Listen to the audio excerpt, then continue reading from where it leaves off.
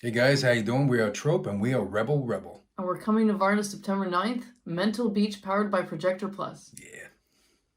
Hi to everyone who might be watching on YouTube. I'm Gabby, and we're here today with Dаяna Studenberg and Dave Thompson from the band TROPE. We're going to be chatting a bit about music, life, and everything in between, and this is exclusively for Projector Plus. So let's just dive into it. Hi, guys. Zdrasti. Hello. See that Dave here speaks a bit Bulgarian, so we'll learn a bit more about that later. Приятно ми е да се запознаем. На нас също. How did you first got into music? And how was Trope brought to life? I first got into music. I think I always loved singing, actually. So just ever since I was a young age, I like to bug everyone around me by singing everything all the time. And Trope started. I'd moved out to Vancouver to work with Moonhead on an album, on my own album, and I wasn't feeling the music that much. He wasn't feeling it, but he had these like assembly of more progressive rock kind of tracks that he'd already done and showed it to me, and I was just like, oh my god, this is so much better, and I just really, really loved it and connected with it and wanted Yeah. to write to it. Yeah, you wanted to do something with it. Yeah, exactly. Yeah, I think it was a little bit more complex too. Like, with like you said, like I'm a pretty anxious person in life. So, like rock music that was just like four on the floor, straight music, it didn't engage me enough. So I started when I was doing sort of not basic rock, but just like, things that I needed to create more complex music. Yeah. So that's why sort of it progressed into progressive rock, and what we do is like, multiple time signatures and things like that, just to engage the senses more. So I couldn't be thinking about anything else except what I was trying to do, and then allow that. There's that thing which is like a flow state. Yeah. Whenever you're doing something, it's like that's where it is for me now. When I get on stage, it's a flow state because I can't think of anything else. I'm so busy doing the thing. So yeah, it's a sort of progresses. You start off playing your favorite covers and Beatles songs and stuff. That was like, for me, it was the Beatles complete and Led Zeppelin complete. They were the two Bibles for me, and then you start progressing as a musician. And not to say that AC/DC haven't progressed at all. I mean, they're still doing very similar things, but that their evolution is in the spirit and the form and all that sort of stuff. But for me, it's just it needs to become more complex, without losing that sort of the sonic tapestry of song. Yeah. So you could say that your emotions were kind of the inspiration for your music. And what are some other things that you both draw inspiration from when creating? Yeah, I think drawing inspiration mostly from things that happen in life. Honestly, it's from other artists too. I'm largely influenced by different musicians and stuff, but yeah, it's a lot of a reaction to things that I tend to hold in a lot of what I'm feeling. Like I don't always say it out loud or something like that. So sometimes like from all that bottling up, you feel like a bit of a pressure cooker, and music is my way to kind of let it out, in that sense, and to just get all those things that are, that want to be expressed outward. It's a great And also outlet. yeah, and it also it's kind of an exploration. Sometimes like you think a song is about something, and then you realize from just the iterations of like working on it for so long that it's like it reveals something to you about what it wants to be about. So sometimes the inspiration actually comes through from just the process of the song, and it tells you like what you really wanted to say, or what you might need to say and didn't know you did. So Yeah, for me, it's like it literally is just like therapy in that sense. It's like there's a requirement to sort of get that. When I usually create music, it comes from two places. Usually the strongest places are affirmation and longing. Yeah. So longing usually for something that either I know or I don't know. It could be a love, a desire, something like that. So there's longing in that. And then affirmation is like the heavy part of it, which is like, I'm here, I'm alive. It's like, hear me or whatever, that the need to sort of just to say, hey, in a way, it's a little bit like, just look at me, like, Yeah, of I course. want to matter, like just some sort of a nookshuk, which is like a native term in Canada for, the indigenous people left these rocks in the shape of little humans. So they showed the white man that they were there, and so for us, it's like, well, for me, sorry, I won't speak for Di, but it's definitely that musical nookshuk in that sense of just like trying to leave things that behind that resonate with people. But regardless of that, even it's just the first point is just to express and try and get something off your chest. And yeah, and again, before, it's like there's so many aspects to us all just dealing in a crazy world. And that beautiful release in music is just engages all the senses and can sort of just diffuse anxiety and diffuse worry and fear and all that sort of stuff, and just become this more divine connection to something greater than I will ever know.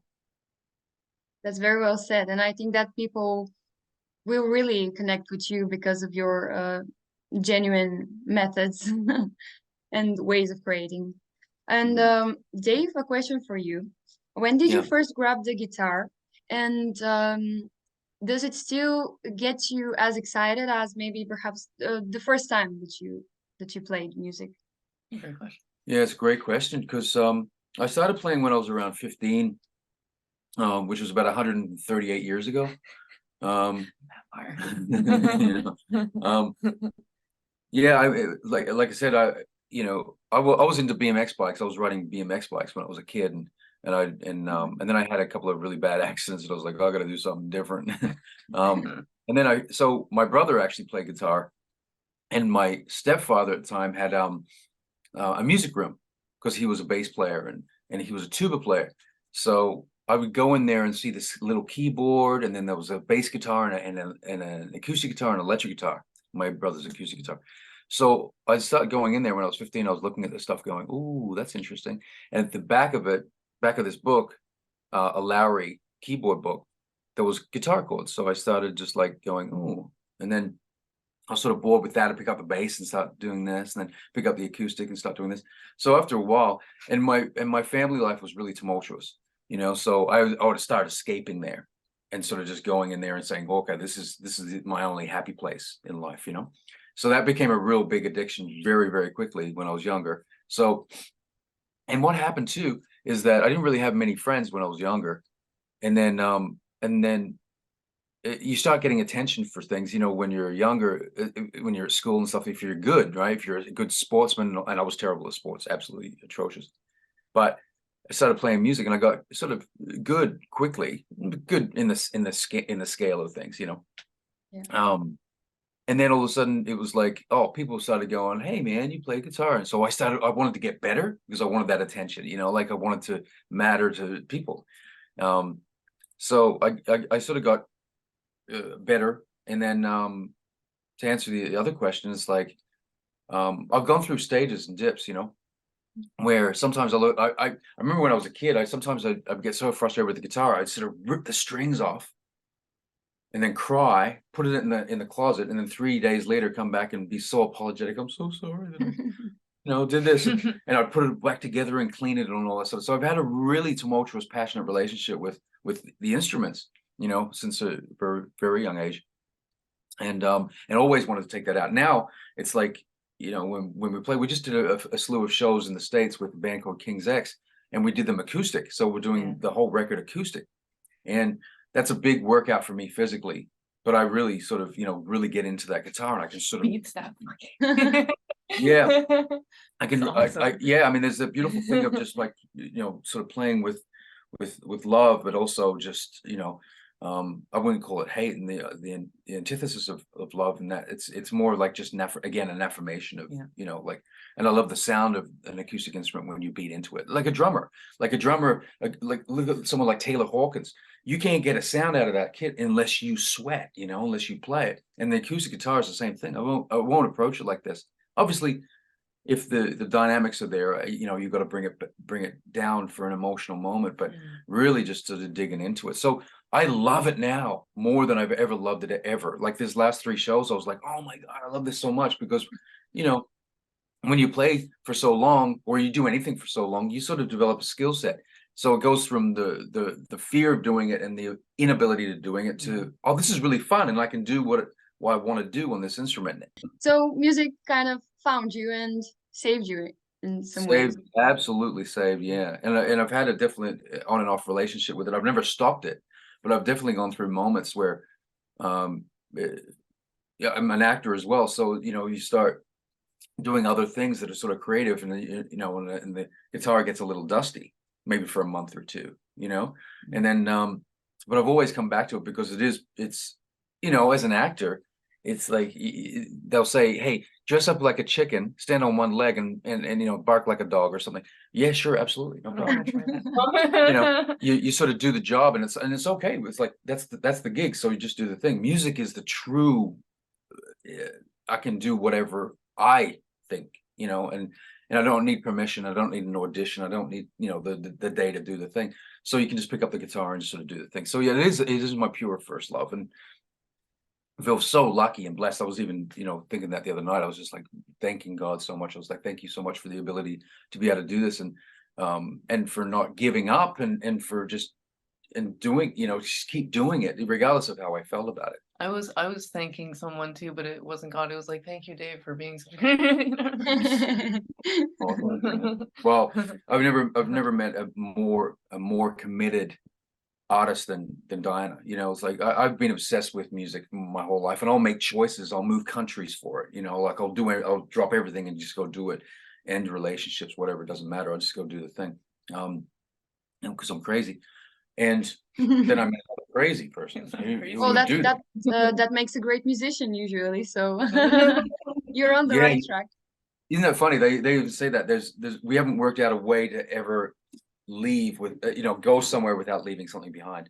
You know, and that's sort of what happens is, you know, even in this business, which is hence, you know, the reason I got a couple of tattoos, which is one is just a seahorse, which is, you know, sacrificed through genetic disposition. You know, a seahorse will never have the intimacy of love, but all the responsibility of it, you know, and it's like, that's how I sort of feel. It's like I have this, it's just in you. It's like, you know, when you're driven to do something and be something, doesn't matter what it is, you just have an overwhelming desire. And sometimes it's ruling you and you can't, you know, you're just making choices subliminally and subconsciously, just do the thing, always prioritize the thing. Yeah. I feel like you kind of get both though with the seahorse metaphor, like with music though, right? What do you mean?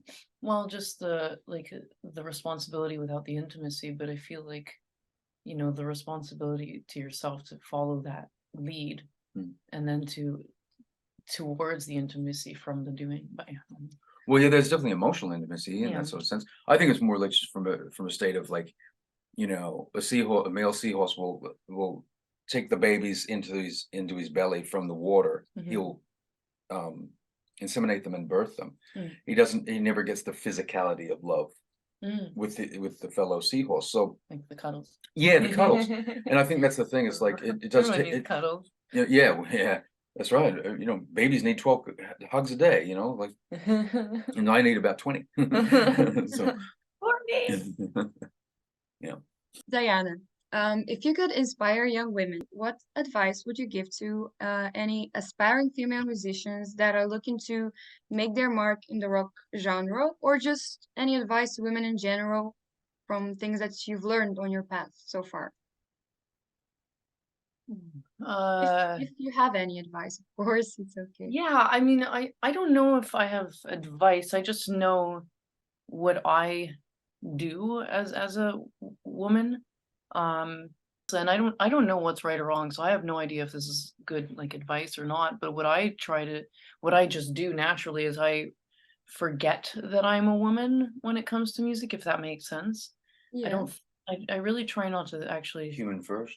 Yeah, I try not to actually think about it. I feel a little bit agenderous when I'm on stage. You know what I mean? Like you kind of like just listen for instincts or for messages or for whatever is like wants to be, whatever the writing wants to be. But Yeah, I try to not even think about it, to be honest. And that allows me to just focus on the music, and then fortunately with like when we talk to people after we play, like let's say at the merch booth or something, so far a lot of the people I feel like that listen to these genres of music are really interested in the music too. So I'm not like warding men or women off like Yeah. left, right, and center, you know what I mean? She gets all the attention at the merch booth. You should see it. I'm sitting there I'm going, sure. "Hey, No. hey."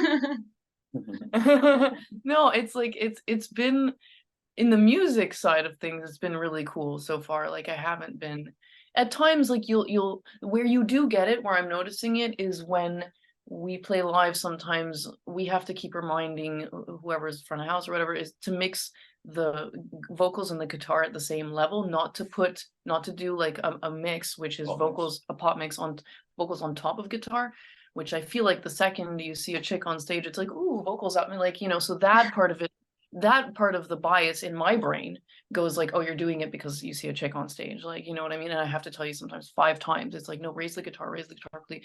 That's the only place that I really feel, and that might just be my It's so true. projection, It's so true. that I think I'm dealing with a gender thing. It's Name, not that bad. Name one band with a female singer that, besides No Doubt, right? That's a rock band or a band that just is a band. When a girl comes out on stage with a group of musicians like an Adele or Madonna or Taylor Swift, there's 30 people on that stage, but it's Taylor Swift's show. Yeah. And that's vocals hot, right? Yeah, Because it's it's a Taylor pop star. Swift. And so yeah, it's like a pop star. There's no, I mean, there's these a lot of bands with female singers, Yeah. Hailstorm and Ginger and stuff like that. But yeah, we do find that when it's like Yeah. basically the girl comes out, I'm the accompanist and she's the, which is fine. I'm cool. I just Yeah, want but to fade it's into so the not background. is not that, But it's not that. it's just not. Because it's progressive music. Yeah. You're doing really busy progressive phrasing over the top of progressive guitar. Yeah. So it's a different infusion, and it has to match in that sort of sense. But I mean, more so too, you should talk about a little bit of like, the pitfalls of sort of being a woman in the business aspect of it. Do you have anything that sort of, I mean, impacted you? And I think as far as Something that to look out goes, it's challenging. I don't think as a baseline, and this is a huge generalization perhaps, because not everyone shares the values that I think are important, which is cool. We're all different, and that's totally what are your okay. values that are My values that I think are important are, the main one is kindness and just being respectful to people.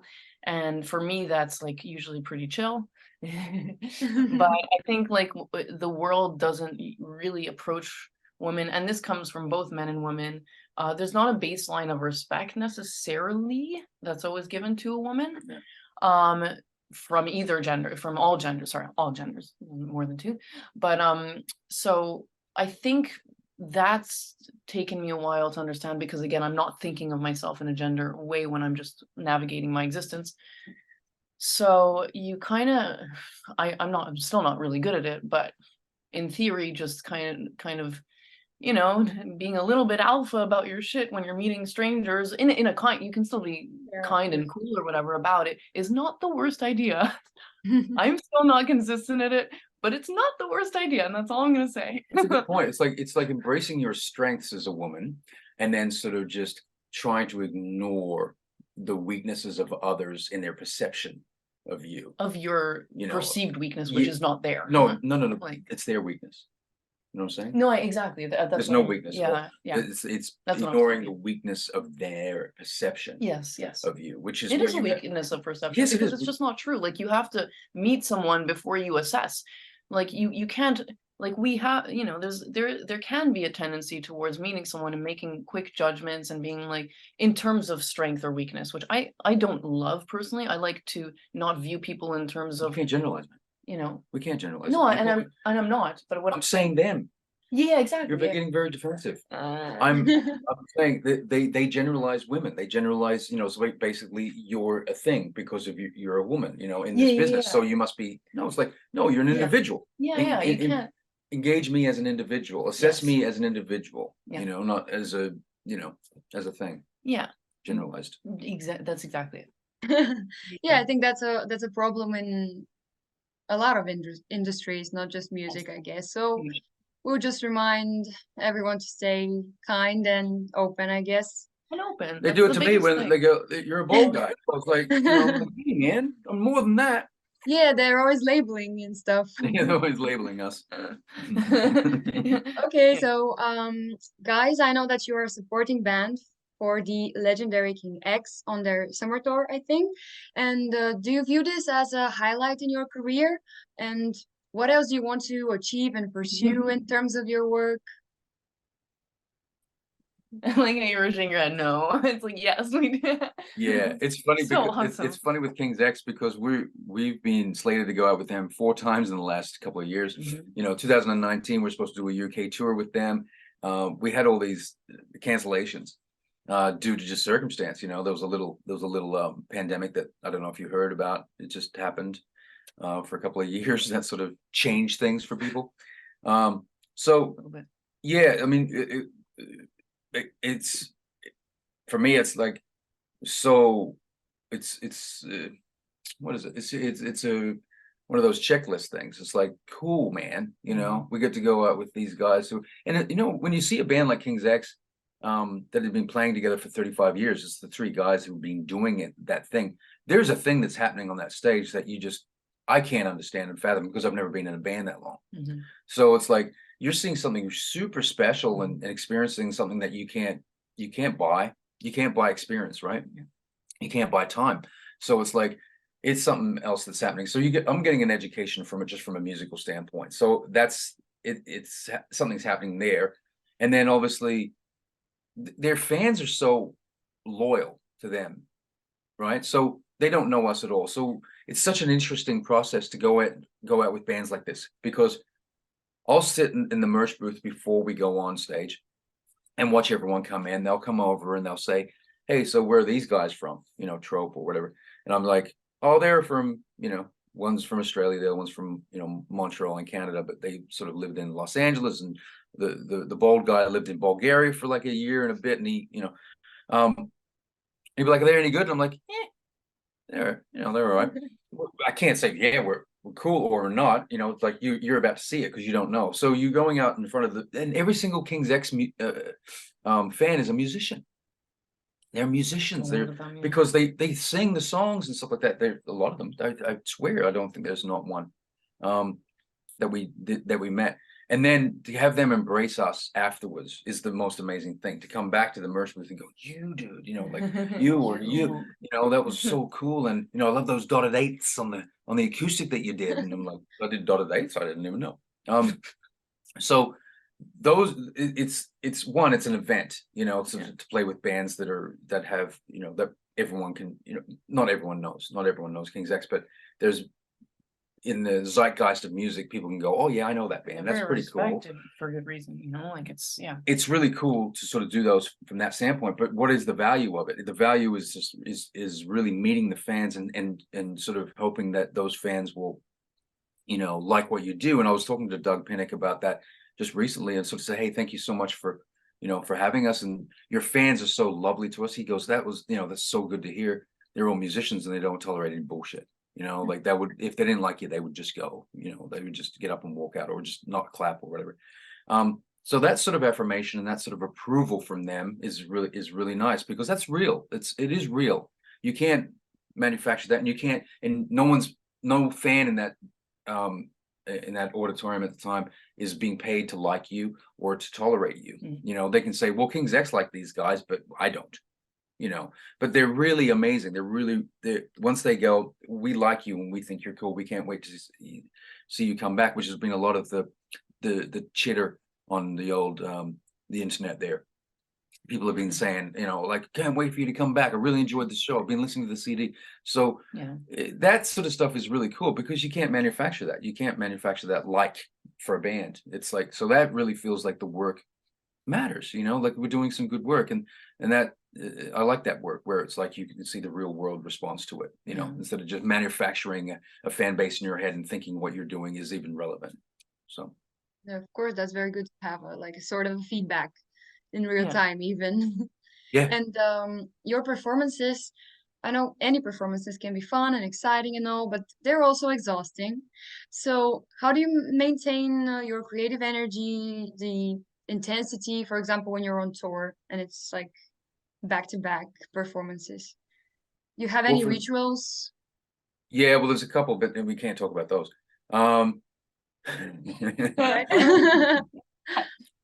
Because they involve babies and goats. Well, you know, for poor Di here, you know, she on the King's X leg, you know, she's doing 12-hour day driving because I don't drive. And so, yeah, you want to talk about that? Like, you know, how do you keep the juice going? What's weird is like, so when we first were driving up there, Where? To Pennsylvania, like we left the night before because there's a border that we got across, and we got about a 12-hour drive. Yeah, it's a 12-hour drive. We got past the border, and I got really dizzy because I was just coming off a lot of work, you know, nonstop, no days off kind of thing. And then she was on all day on set on a movie that she was yeah. doing, and then left at 8 o'clock at night to drive 12 hours. Yeah. Right. Impressive. So I tried to get to the place, but we're gonna die. This is how it's gonna happen. and then when we crossed the border, I'm like, no, we're gonna die, and this is how it's gonna happen. So we better stop. So that was gonna create a really hard drive for me the day of the show, but I kind of had no choice. And then the day of the show, because you're on your way to something that you love doing, you kind of have that fuel. And so I can't explain it, but it's just like, well, I guess I am. But basically then you get to the show and you get all the adrenaline. It regenerates you. It regenerates you from the thing. And then once you play the show, you get all this fuel, you know, and then all of a sudden, like the next day you're like, okay, yeah, I'm good. And so you ride this like kind of adrenaline wave, but this fueling from doing the thing you love doing, and that just like re-energizes you. And that would be the only exhaustion is literally, it's like the exhaustion just from the ability to sleep. Right. It's not exhaustion from meeting people and stuff. Like I can talk to people for years, man. Like I you know, I won't can't leave after the show. Yeah, I won't. Yeah, that's a different thing. I'm a natural introvert, but I somehow magically become extroverted after we play. So then I love talking to people, but before we play, I'm an introvert. Yeah, yeah. I used to sing in bands. I was the exact same way. I couldn't talk to anyone before the show, and then after, I just couldn't shut up. You know, but that's the thing. It's like there's no exhaustion in it, and I know that sounds really shitty to even to complain about this stuff because it's like it's amazing, and I'm not complaining. I love it. I'm prepared to die doing it. You know, so no, it's amazing, and it regenerates you, and it's the whole point of the thing. You know, anyone who's a musician, I'm sure anyone who's watching right now is a musician, just knows that it just drives you, and you got no control over it. You will go do the thing, and and why? Because of a few different reasons. It feels great to play music. It feels nice to be affirmed by other people. It's nice to matter. You know, to feel good about yourself when maybe we all grew up in environments that don't really, you know, support that idea.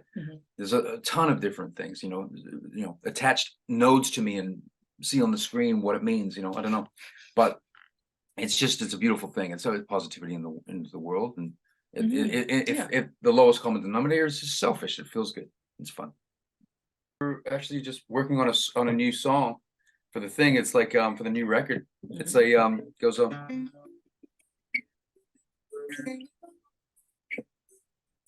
I can tell my love, disappointed alone, extreme degree of it's a travesty. I don't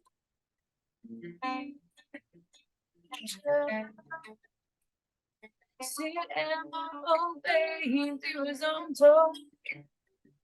Expecting my world to fall at your word. Love runs dry when it isn't seen. Hearts. Yeah, so it's like this, and then just working out to sort of do this. So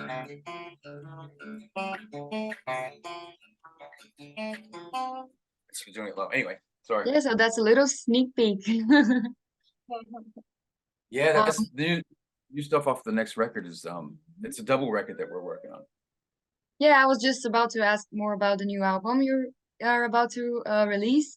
Can you share with us some more behind the story of it, the themes? What are you focusing on?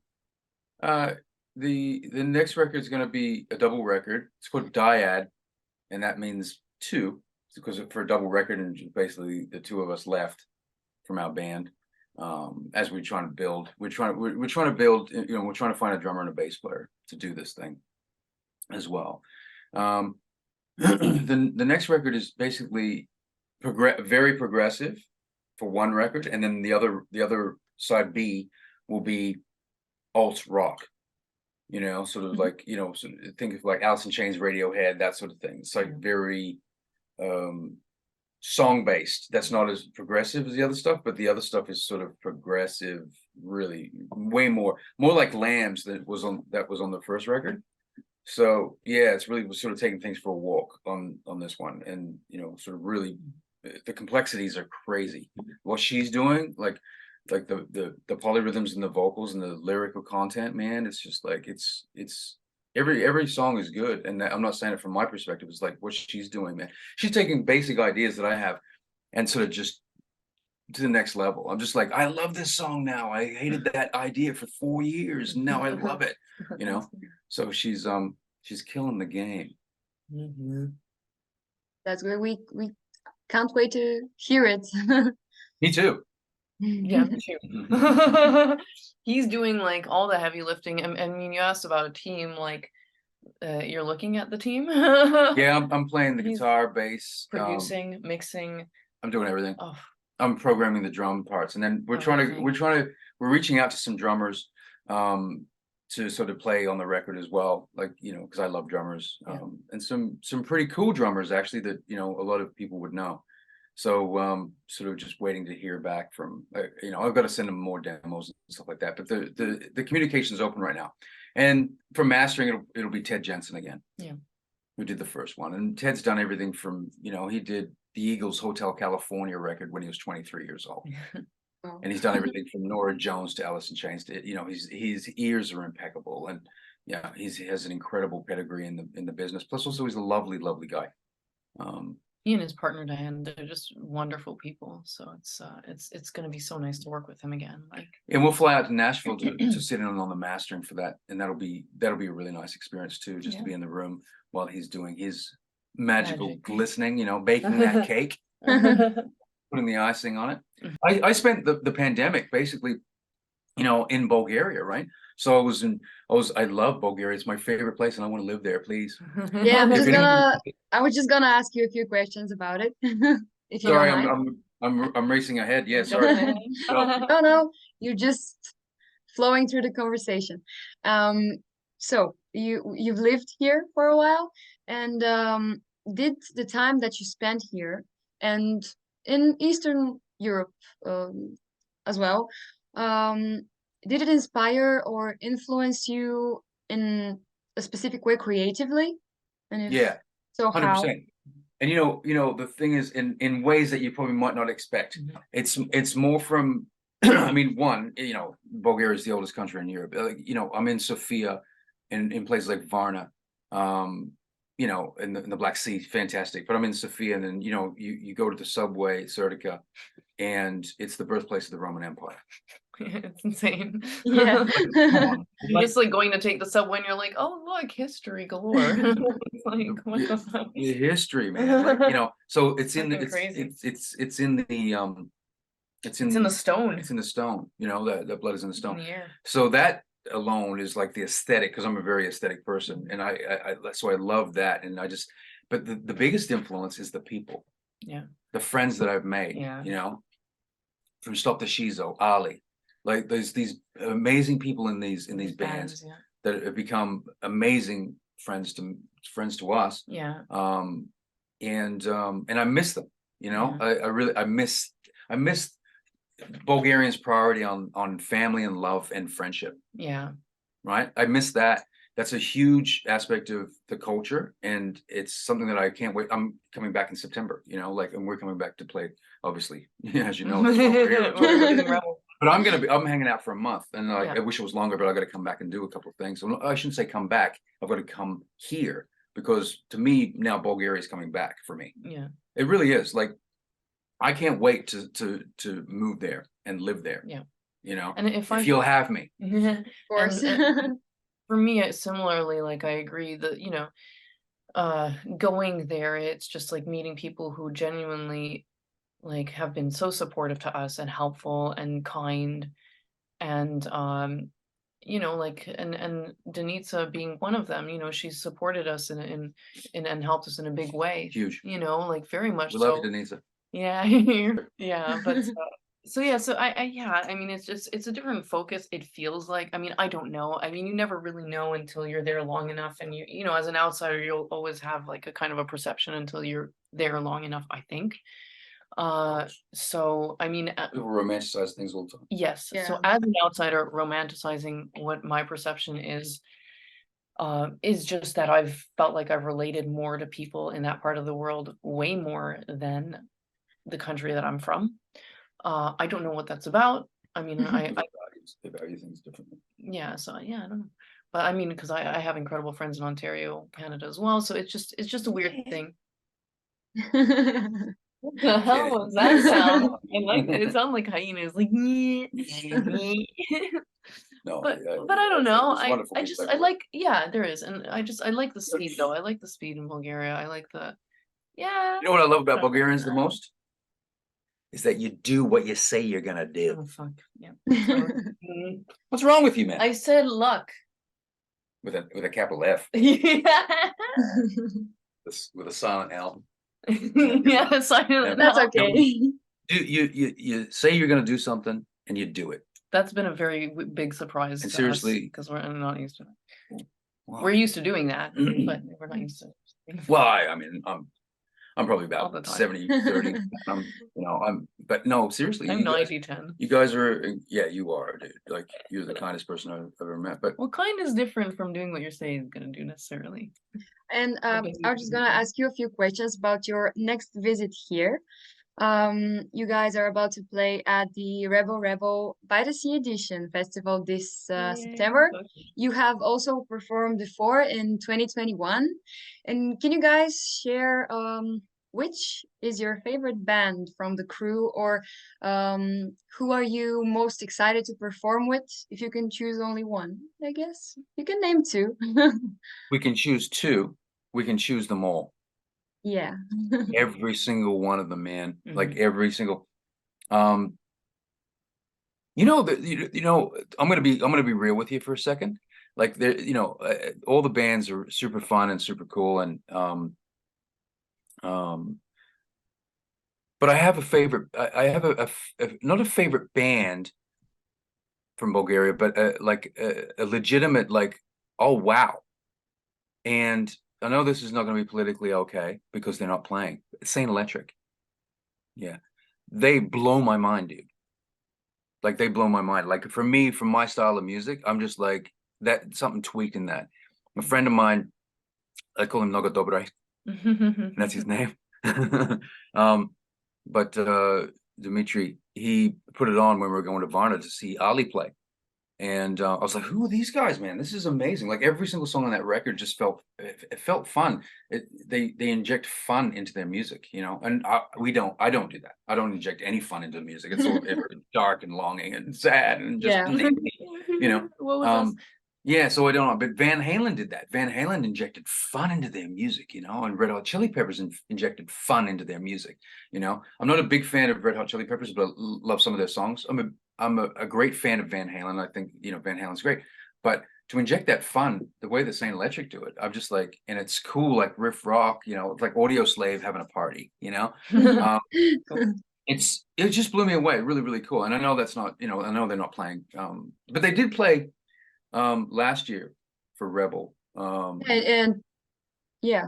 They did, yeah, because I saw them outside stage with them going, yeah, this was really cool.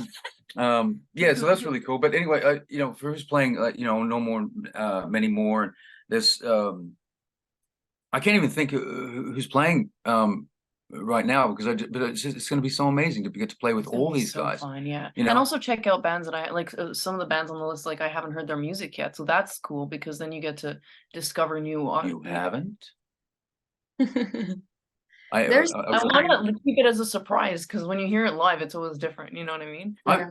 I've literally done that for we went out with Haken and Symphony X on the tour, and I hadn't heard any Haken songs or Symphony X songs until I saw them live, and I wanted that impact of Yeah. just like, this is the live version of this song, and then I'd go and check out songs that sort of resonated on the day, and that's probably what I'll do. Obviously, that's what I'll do when we're in Varna, just at Menthol.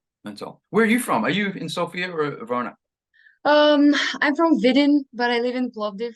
I study there in Cool. Plovdiv. Oh, Plovdiv, come on, Plovdiv man. is nice. Plovdiv is amazing. You go there and it's like, come on, what's going on?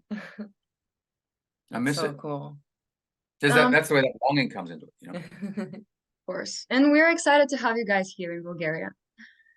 Thank What you. does it mean to be a rebel for you?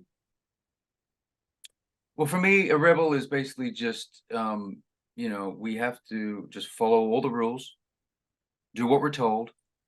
Oh, no, wait. It's the opposite of that. Being a rebel is just like, is not conforming to the idea that you have to be what others think you are, you know, or others what they think you are. Or should be. Yeah. Or should be. Thank you. That's what I was trying to work out. I Yeah. had about 4 hours sleep, so my words aren't making a lot of sense. Said it but perfectly. Yeah. yeah, And that's what it is. Can you Just think not of conforming. like a song, a book, or a quote or something that symbolizes rebellion to you? Mm. Well, I mean, I suppose Diary of Anne Frank. Mhm. I was rebelling against that. I mean, Catcher in the Rye, a little bit, J.D. Salinger, Mhm. you know, like he's rebelling against fakeness. You know, he was allergic to fakeness, and the truth was very important to him. I think there's a line in a Jeff. Holden. Yeah, there's a line in a Jeff Buckley song, and I'm gonna. We only have. Go. But and I think it's so easy to laugh. It's so easy to hate. It takes strength to be gentle and kind. I found that to be a pretty rebellious lyric from Jeff Buckley. Being kind is a rebellious act in a world full That of doesn't value it. narcissists and Well, that doesn't value kindness. We had a nice conversation. I had a lot of fun with you guys. So I Thank don't you want so to. much. Thanks, Gabby. Thanks for your time and for chatting. Lovely to see you. Yeah. Hey guys. Thank you.